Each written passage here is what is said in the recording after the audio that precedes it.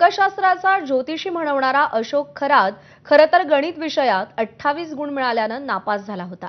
तर वावी गावातील रयत शिक्षण संस्थेच्या शाळेत तो शिकत असताना त्याच्या उद्योगांमुळे त्याला कोंबडी चोर म्हणून ओळखलं जात होतं। त्यानंतर भोंदू अशोक खरात मर्चंट नेव्हीत हमाली करायला गेला असता स्वतःला कॅप्टन म्हणवून घ्यायला त्यानं सुरुवात केली। मात्र त्याचं खरं रूप उघड झालं आणि सगळ्यांनाच त्याची किळस वाटायला लागली। तो ज्या शाळेत शिकला तिथं आता शिक्षण घेणाऱ्या विद्यार्थ्यांनी खरातच्या या उद्योगांमुळे आमची शाळा नाहक बदनाम झाल्याचं म्हटलंय।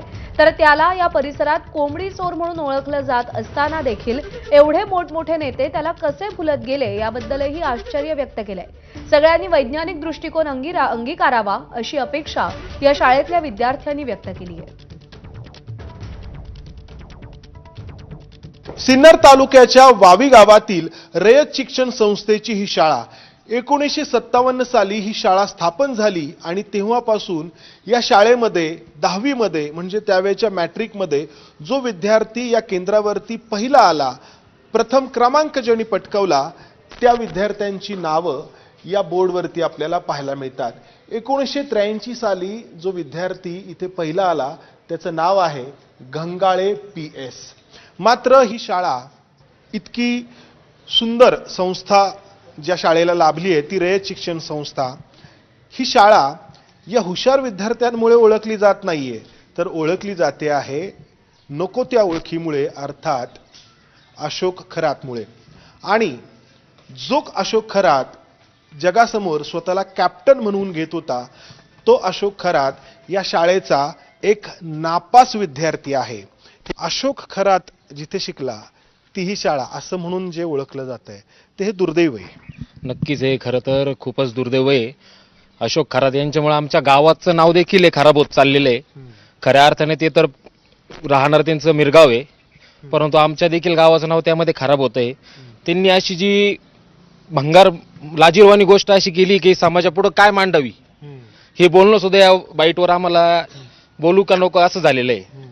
काय बोलावं काही नाही, एकदम म्हणजे लाजिरवाणी गोष्ट या ठिकाणी अशोक खरात यांनी केलेली आहे। एक तर ते कॅप्टन म्हणायचे लायकीचे सुद्धा नाहीये। या सगळ्या परिसरामध्ये तो कॅप्टनच म्हणून घेत होता। नाही, परिसराला सर्वांना माहित होतं त्याची काय पद्धत आहे काय वगैरे।